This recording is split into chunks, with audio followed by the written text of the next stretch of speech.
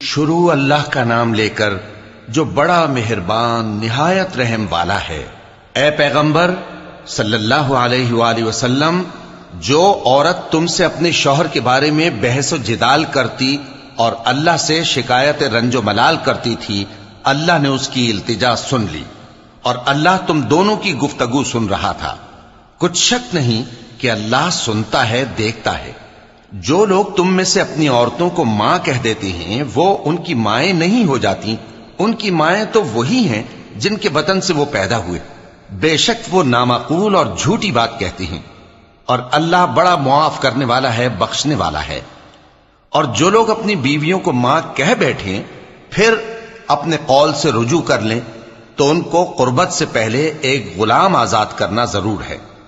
مومنوں، اس حکم سے تم کو نصیحت کی جاتی ہے اور جو کچھ تم کرتے ہو اللہ اس سے خبردار ہے۔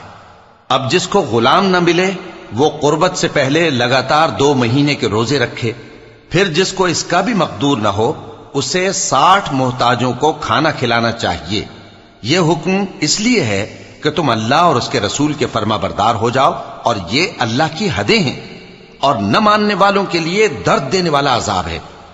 جو لوگ اللہ اور اس کے رسول کی مخالفت کرتے ہیں وہ اسی طرح ذلیل کیے جائیں گے جس طرح ان سے پہلے لوگ ذلیل کیے گئے تھے، اور ہم نے صاف صاف آیتیں نازل کر دی ہیں، اور جو نہیں مانتے ان کو ذلت کا عذاب ہوگا۔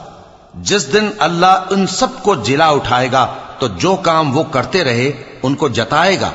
اللہ نے وہ سب کام لکھوا رکھے ہیں اور یہ ان کو بھول گئے ہیں، اور اللہ ہر چیز سے واقف ہے۔ کیا تم کو معلوم نہیں کہ جو کچھ آسمانوں میں ہے اور جو کچھ زمین میں ہے اللہ کو سب معلوم ہے؟ کسی جگہ 3 شخصوں کی سرگوشی ہوتی ہے تو اللہ ان میں چوتھا ہوتا ہے، اور جہاں 5 آدمیوں کی سرگوشی ہو تو وہ ان میں چھٹا ہوتا ہے، اور نہ اس سے کم یا زیادہ مگر وہ ان کے ساتھ ہوتا ہے، خواہ وہ کہیں ہوں۔ پھر جو جو کام یہ کرتے رہے ہیں قیامت کے دن اللہ سب ان کو بتائے گا۔ بے شک اللہ ہر چیز سے واقف ہے۔ اے پیغمبر صلی اللہ علیہ وآلہ وسلم، کیا تم نے ان لوگوں کو نہیں دیکھا جن کو سرگوشیاں کرنے سے منع کیا گیا تھا، پھر جس کام سے منع کیا گیا تھا وہی پھر کرنے لگے؟ اور یہ تو گناہ اور ظلم اور پیغمبر صلی اللہ علیہ وآلہ وسلم کی نافرمانی کی سرگوشیاں کرتے ہیں، اور جب تمہارے پاس آتے ہیں تو اللہ تعالیٰ کے بتائے ہوئے الفاظ کے بجائے دوسرے الفاظ میں تمہیں دعا دیتے ہیں، اور اپنے دل میں کہتے ہیں کہ اگر یہ واقعی پیغمبر ہیں تو جو کچھ ہم کہتے ہیں اللہ ہمیں اس کی سزا کیوں نہیں دیتا؟ اے پیغمبر صلی اللہ علیہ وآلہ وسلم، ان کو دوزخ ہی کی سزا کافی ہے، یہ اسی میں داخل ہوں گے اور وہ بری جگہ ہے۔ مومنوں، جب تم آپس میں سرگوشیاں کرنے لگو تو گناہ اور زیادتی اور پیغمبر کی نافرمانی کی باتیں نہ کرنا، بلکہ نیکوکاری اور پرہیزگاری کی باتیں کرنا، اور اللہ سے جس کے سامنے جمع کیے جاؤ گے ڈرتے رہنا۔ منافقوں کی سرگوشیاں تو شیطان کے اکسانے سے ہیں جو اس لیے کی جاتی ہیں کہ مومن ان سے رنجیدہ ہوں، مگر اللہ کے حکم کے سوا ان سے انہیں کچھ نقصان نہیں پہنچ سکتا۔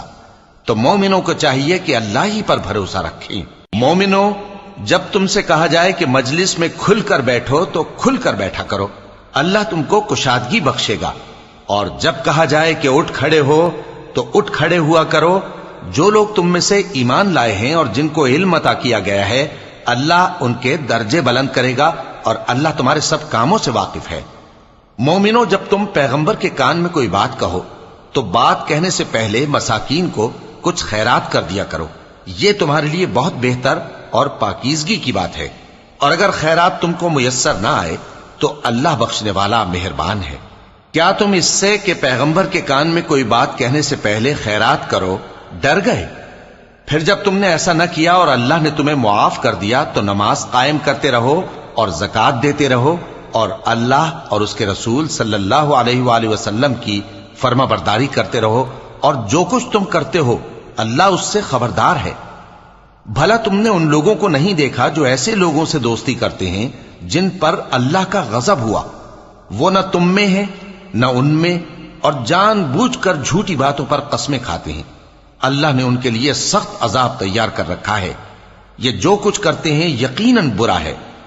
انہوں نے اپنی قسموں کو ڈھال بنا لیا ہے اور لوگوں کو اللہ کے رستے سے روک دیا ہے۔ سو ان کے لیے ذلت کا عذاب ہے۔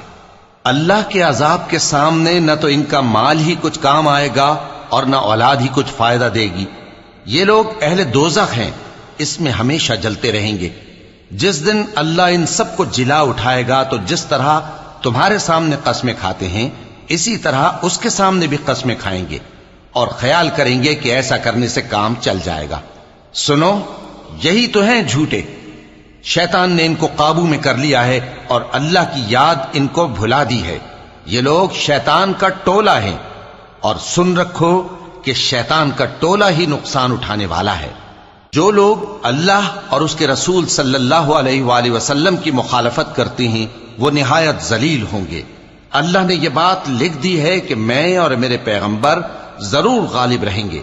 بے شک اللہ زور آور ہے، صاحب اقتدار ہے۔